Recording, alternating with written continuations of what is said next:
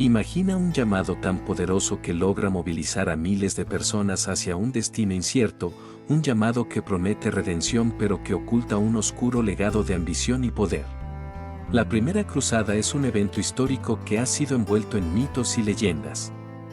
Aunque se nos enseña que fue una expedición religiosa para recuperar la Tierra Santa, la realidad es mucho más compleja. Esta cruzada marcó el inicio de un conflicto que no solo moldeó la historia de Europa y el Medio Oriente, sino que también dejó un legado oscuro que continúa influyendo en el mundo actual. Durante décadas, los turcos, feroces guerreros nómadas recientemente convertidos al Islam, habían estado conquistando áreas exteriores del imperio y sometiendo estas tierras a su propio gobierno. Recientemente, habían capturado la ciudad santa de Jerusalén y, antes de entender cómo los peregrinos cristianos que llegaban a la ciudad podían ayudar a su economía, maltrataron a cristianos y árabes por igual. Además, establecieron su capital a solo 160 kilómetros de Constantinopla, la capital de Bizancio. Si la civilización bizantina quería sobrevivir, había que detener a los turcos. El emperador Alejo Comneno sabía que no tenía los medios para detener a estos invasores por sí solo. Como Bizancio había sido un centro de libertad y aprendizaje cristianos, se sintió seguro de pedir ayuda al Papa. En 1095 después de Cristo envió una carta al Papa Urbano II, pidiéndole que enviara fuerzas armadas a Roma Oriental para ayudar a expulsar a los turcos. Las fuerzas que Alejo probablemente tenía en mente eran mercenarios, soldados profesionales pagados cuya habilidad y experiencia rivalizarían con las de los ejércitos del emperador. Alejo no se dio cuenta de que Urbano tenía una agenda completamente diferente. El papado en Europa había adquirido un poder considerable durante las décadas anteriores. Las iglesias y los sacerdotes que habían estado bajo la autoridad de varios señores seculares se habían unido bajo la influencia del Papa Gregorio VII. Ahora la iglesia era una fuerza controladora en Europa en asuntos religiosos e incluso en algunos seculares, y fue el Papa Urbano II quien sucedió a Gregorio, después del breve pontificado de Víctor III, y continuó su trabajo. Aunque es imposible decir exactamente qué tenía Urbano en mente cuando recibió la carta del emperador, sus acciones posteriores fueron muy reveladoras. En el Concilio de Clermont, en noviembre de 1095, Urbano pronunció un discurso que literalmente cambió el curso de la historia. En él, afirmó que los turcos no solo habían invadido tierras cristianas, sino que habían cometido atrocidades indecibles contra los cristianos, de las que, según el relato de Roberto el Monje, habló con gran detalle. Se trataba de una gran exageración, pero era solo el principio.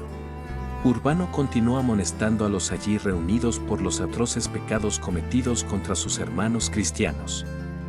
Habló de cómo los caballeros cristianos luchaban contra otros caballeros cristianos, hiriéndose, mutilándose y matándose unos a otros, poniendo así en peligro sus almas inmortales. Si iban a seguir llamándose caballeros, deberían dejar de matarse entre ellos y correr a Tierra Santa.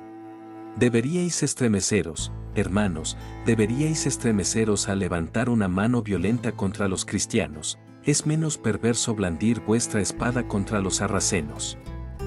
Del relato de Roberto el Monje sobre el discurso de Urbano. Urbano prometió la remisión completa de los pecados para cualquiera que muriera en Tierra Santa o incluso para cualquiera que muriera en el camino a Tierra Santa en esta cruzada justa.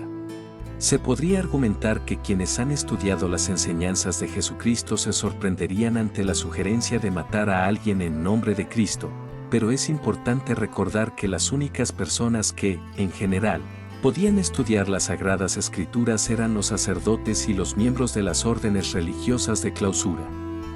Pocos caballeros y menos aún campesinos sabían leer, y los que sabían leer rara vez tenían acceso a una copia del Evangelio. El sacerdote de un hombre era su conexión con Dios. El Papa, sin duda, conocía los deseos de Dios mejor que nadie. ¿Quiénes eran ellos para discutir con un hombre de religión tan importante? Además, la teoría de una guerra justa había sido objeto de seria consideración desde que el cristianismo se había convertido en la religión favorita del Imperio Romano. San Agustín de Hipona, el pensador cristiano más influyente de la antigüedad tardía, había analizado el tema en su Ciudad de Dios, libro 19. El pacifismo, un principio rector del cristianismo, era muy bueno en la vida personal del individuo, pero cuando se trataba de naciones soberanas y defensa de los débiles, alguien tenía que tomar la espada. Además, Urbano tenía razón cuando denunció la violencia que se vivía en Europa en aquella época.